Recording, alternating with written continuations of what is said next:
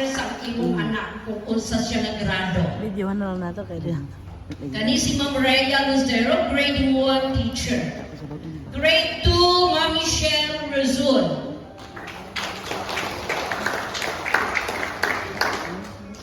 Grade 4, Ma'am Renavi Habulan. These are kani si Ma'am Renavi, si Ma'am Rhea May, mga bago na itong karon na teacher na ginatag sa Ginoo sa ato nga year.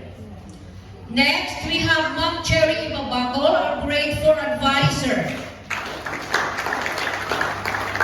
Ma'am Teacher Elsie Abibas, grade 5 advisor.